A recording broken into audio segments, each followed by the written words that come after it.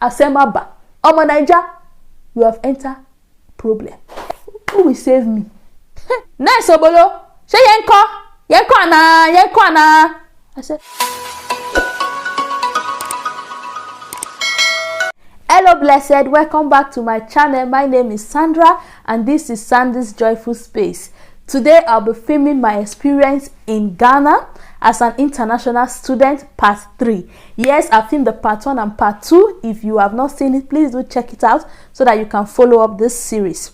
Yes, it's a series. If this is the first time you are seeing my face, I say you are welcome. And if you are a returning subscriber, thank you for coming. As I said earlier, whether you are a returning subscriber, whether you are a new subscriber, whether you are seeing my channel for the first time, we'll also be talking about my clinical experience. That one also, we'll be going into that later.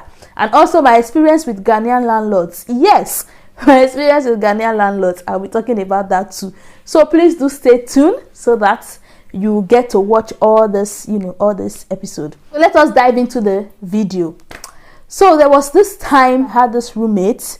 She's a Ghanaian and we were very good friends. We were okay, we connected, there was no problem. It was nice having her as my roommate. Her student is normal. Most times, like maybe your parents had not sent you money yet, or it happens, maybe there's no money in your hand at that particular time or something like that. So when I noticed that maybe she's lacking on cash and I have some, I would just like support her with it. She didn't ask me, she never asked me, but I would just give her something. I was just like, oh, take. I don't even say that, oh, because I noticed that. I don't even make those kind of statements. I just like, oh, my sister, just take this. And she would just take it, and that's all.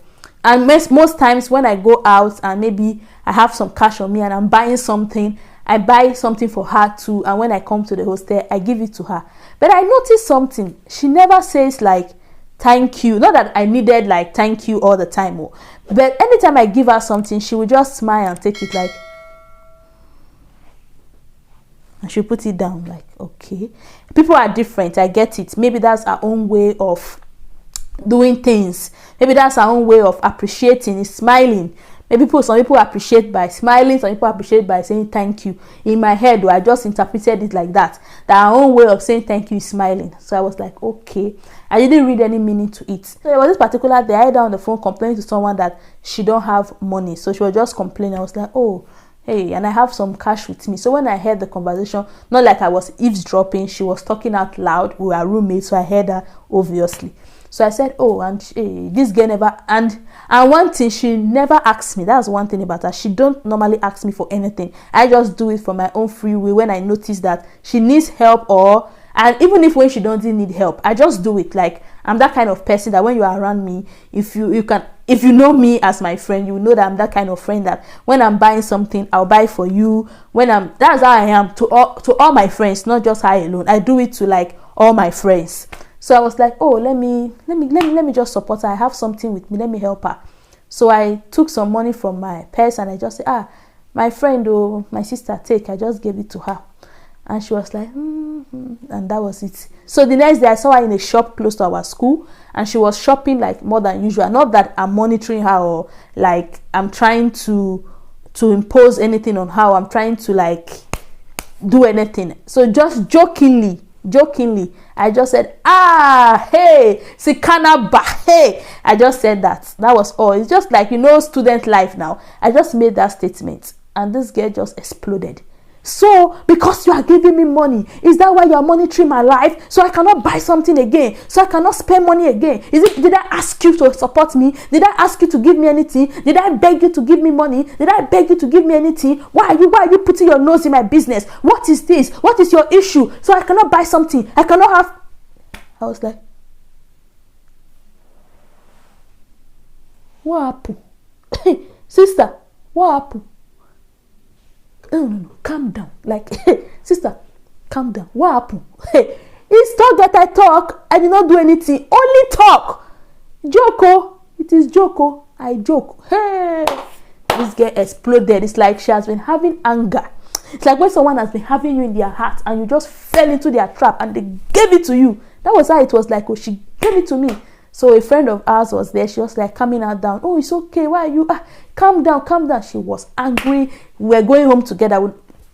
On the way, she was still talking. She was angry. She was complaining. And she was just angry and talking. Hey, my people, I was embarrassed too. Hey, I was just embarrassed. I'm like, hey, God, who sent me? Like, who have sent me? Who have sent me? Why did I even say this thing today? Because we were on the street, we were outside, so people could hear her, like people that were passing by, they could hear her talking. So me, I was embarrassed though. I was apologizing. Oh, I'm sorry. It's not like that. I didn't mean it like that. Oh, I'm sorry. I apologized till we got home. She was still angry. She didn't talk to me that whole day. So in the evening, I went back to her. I was apologizing. Me, I'm someone that apologizing doesn't really take a lot from me. I apologize easily. Like, quickly, I can apologize. If I'm wrong or I'm right, I apologize just for peace to reign. I'm like that kind of person. So I just apologized to her. I say, hey, I'm sorry, forgive me. I will never do this again. Oh, I'm sorry. It's a mistake. It's a joke. It's joke. I'm joking. Please, oh. Now joke, I joke. Oh. Now joke. Oh. Please, oh. So later, she was calm. She forgave me, and that was it. From that day, I respect her space. I respect her decision that she didn't ask me, so I should take my own butterfly somewhere and perch somewhere else. So that is it though. So that was that. I've also helped other Ghanaians that were so nice. They thanked me, they appreciated me. My best friend is a Ghanaian. Till today we contact, we are friends. So it's just her personality. I get it, that is just like a person, and I respect her for that. Like, I respect her. It's what she wants, so it's okay. There's no big deal. Truthfully, she didn't ask me. So that is that. Another experience I had was, you know, I'm a social butterfly. As I said before, I talk. I talk a lot. But I try to be very careful that I'm not the kind of person that, because many people get this notion that when you are a talkative, you are someone who will bring two people's head and jam. Like, they said, she said, they said. So I'm very careful that when I'm talking, I know what I'm saying. I'm not going to bring this matter, then bring in two people to come and fight. No. All through my nursing school, I don't think I ever had that. Hey, she said, they said, she said. Even in my senior high school, I never had that. Hey, what did you say? Come and stand here. She said, Sandra said, you said, they said. I tried to avoid it. I tried. But there was this time I made a mistake. Oh, yes. So I fell like I fell yakata. They will say yakata. I was chatting with a friend though. This is my friend, not like best friend, but we talk, we chat, we know each other so well. When we see, we have good conversations. Like, we are friends, just friends. So there was this day we were both chatting. So as we were chatting and we're just talking, she was the one bringing gist to me. If I was bringing gist, she would bring this out. We were just talking like normal about school, about life, about everything. Then she made a statement. She was like, oh, me, I know that people have been saying this. Me, I know that. I was like, so you know, me too, I heard it. Oh, I was even thinking, no, you can't do that. It's not true. Like, if she didn't say that statement, like, I wouldn't have even said what I said. So I just like confirm what she said. Like, oh, I've heard it. I didn't believe when I heard it. Oh, I know it's not true. They're like, hey, before you know, as I just made that statement, this girl changed it for me. Like, she changed it for me. She said, who told you? What did they tell you? Where did you hear it? You must show me the person. Before you know, small discussion, like simple small discussion, it changed to another thing. Hey, my people, this girl changed her for me. Hey! She was crying. She was screaming. She was shouting. She was wailing. She said, who told me? Where did I hear it? I must bring the person. Who is that? Who said it? He did it. Hey, I was begging. Please, I didn't hear from anywhere. I didn't know. I don't know what I said. Forgive me. What did I say? I didn't hear. Who told me? Nobody told me anything. I didn't hear anything. I don't know where I heard it from. I don't know. Hey, she was screaming. You must tell me the person. She said she will not leave my room until I tell her who told me. I said, hey, Asemaba. Hey, Asemaba. Omo Naija, you have entered problem. Hey, who will save me? Who will save me in this one? I was pleading. I was begging. I was pleading. Asemo.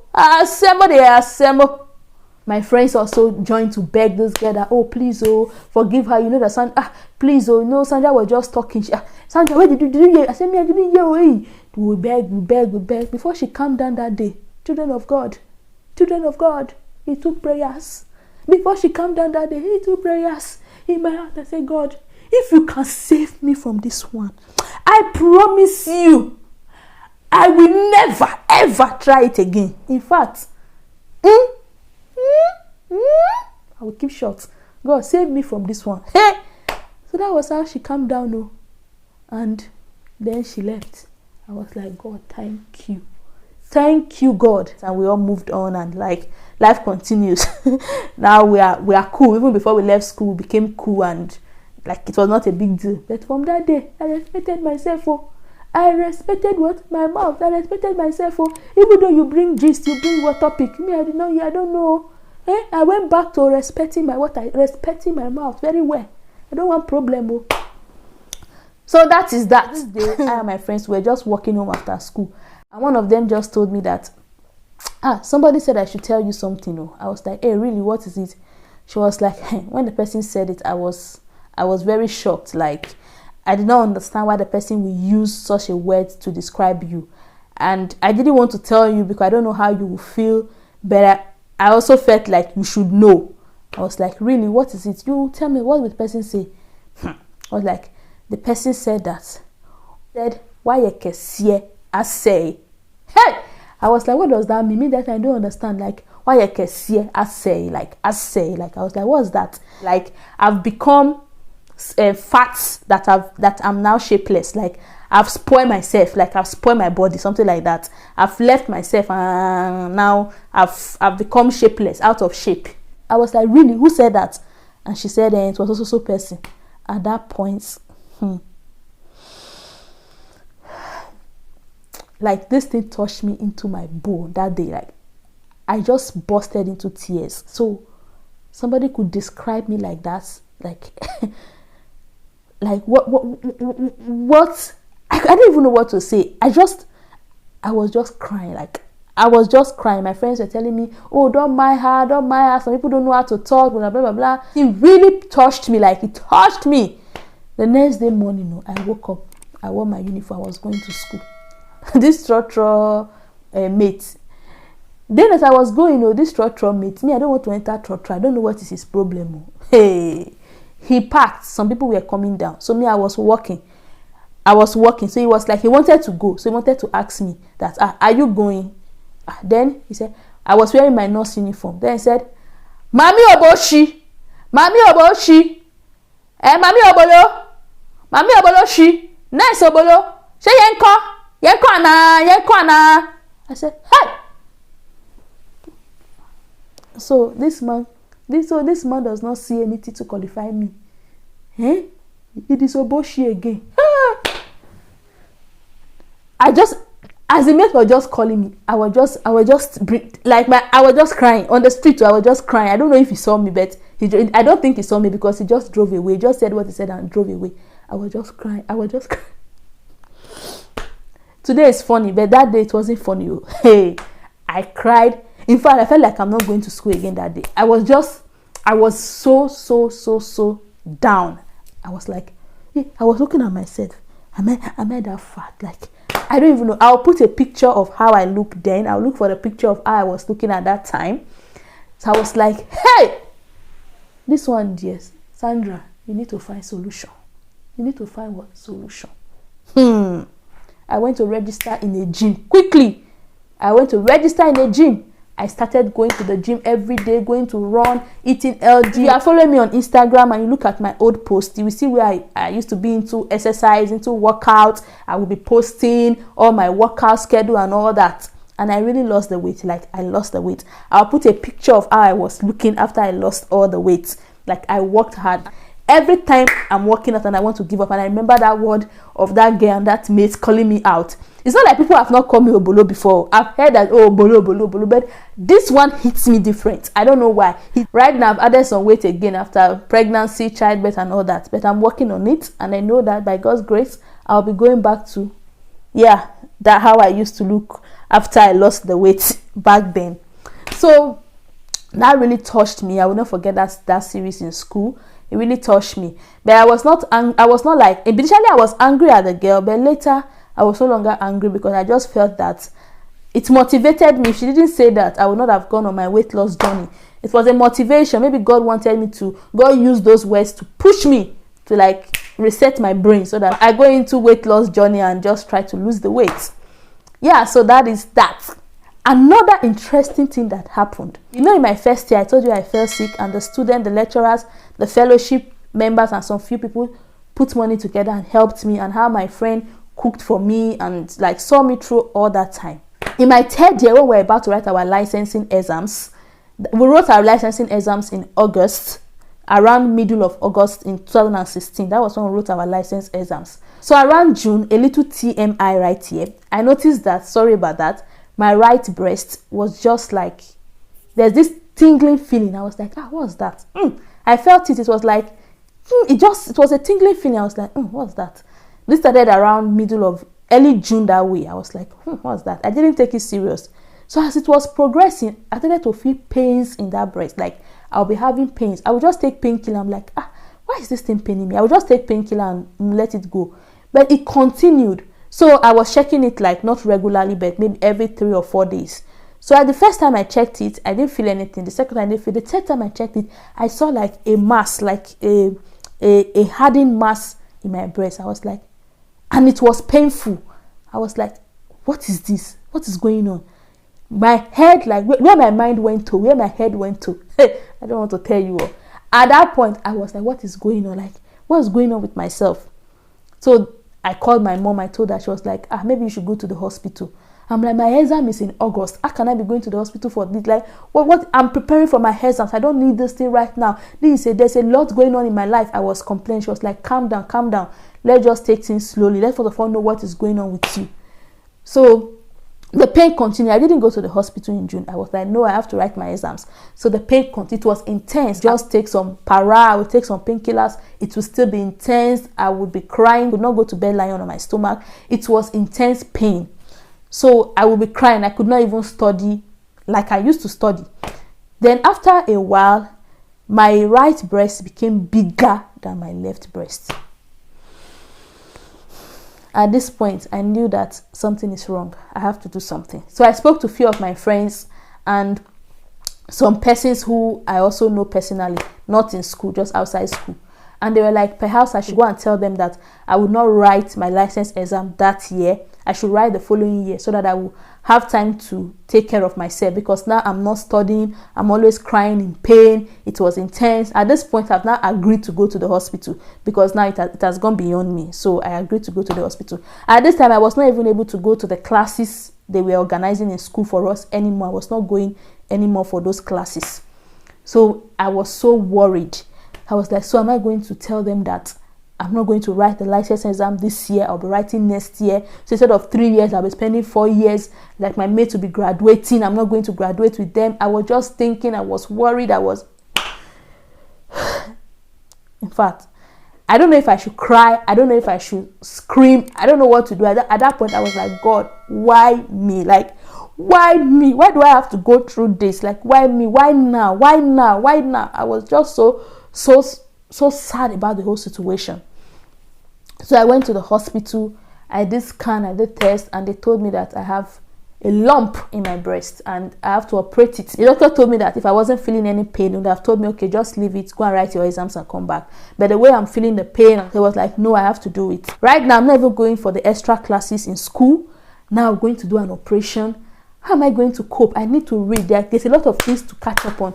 We were like, just write it next year. That's the best thing. I'm like, no. God has not told me that I will be graduating next year. It is this year and I will graduate this year. I was like positive about the fact that I'm graduating this year. I don't know how, but I know that I will write my exams. I will pass and I will graduate this year. I told my friends not to tell anyone in school at this point, because I know that if they tell people, they will help me. That is true. But everybody is preparing for exams. I don't want people to get like distracted. I don't want anybody to, because of my issue, be distracted with their exams. I told them, do not tell anyone. Just 2 of my friends who knew, 2 or 3 of my friends who knew what was going on, my close friends. I didn't tell like a lot of people, just people in my circle that knew what was going on. I had to take painkillers before I could study because the pain was intense. I went to book for the operation, and then so my sister who followed me to Ghana had already left for Europe at that time.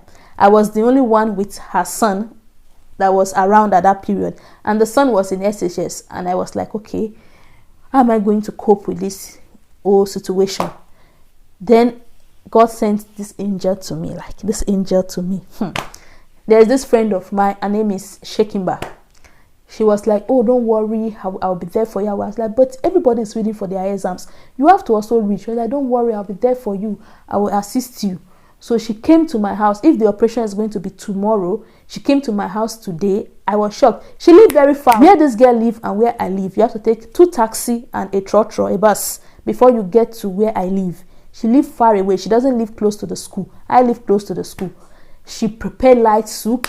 She prepared different dishes. She put it into my freezer. Like, she stocked my house with food. Like, a juani bre. Hey, I said, you Ghana people, you will shock at me. You will shock at me with your kindness. So people should not use over kindness to finish on my Niger. I knew her through a mutual friend, and she did all this for me. That's my mutual friend at that time. She was busy. She couldn't help me at that time. She was doing other things. But this girl came through for me. I was like, hey! No. No matter where I go, I will always speak good of Ghana. Like, even if I had some, not that I didn't have bad experiences in Ghana. Yes, there were times I met some people who didn't treat me good. But the good was so much that I can't even see those little things that they did. Those, for me, it hurts me. Not that when they did, it didn't hurt me, but that cannot make me stand and say that, no, Ghana, no. The good was just too much. The kindness, the love, it was too much that I would now stand and say, hey, I would now pick only the bad one and say, hey, Ghana, it's not good though. Ghana, no. I can't do it, because if I do it, then I'm not a grateful person. It's just like in every country where you go to, you meet good and bad things. But for me, the good was just so much. In Ghana, I had one of the most challenging times in my life. And they stood by me, regardless that I was a foreigner, regardless that I was not from their country. They stood by me. This girl cooked. She didn't stop there. After cooking and filling my freezer with food, I was like, please, now at least take transport. She said, no, I need the money. I'm going for operation the next day. I need money. And she just left. That day I was just like sharing tears. Like, no. I remember the first year, how Sophia helped me. Now, Shekimba is doing this for me. Like, no. This is a lot. The next day was supposed to be the day for the operation. I was ready to go by myself. She called me. I'm on my way. I'm coming. I was like, hey, you are coming again? She said, yeah, I don't want you to go alone. This girl came quickly. I told her the time of the operation. She was there before the time. She followed me to do all the processing, everything I had to do. And until I was going into the theater, I was like, okay, I'm now going to do the operation. She sat with me because I had to wait. After the operation, she came to visit me. The support was big, like you guys. The support was huge. Shekimba, wherever you are, I'm using this medium to say God bless you. And I do not take what you did for me for granted. Like, I do not take it for granted. God bless you. May God always send helpers your ways in Jesus' name. Amen. After the operation, they did more tests and they told me that it was a non-cancerous tissue. It was just a fibroadenoma and all that. And I was like, thank you, Jesus. Thank you, Jesus. I was so happy. And that episode was a very challenging one.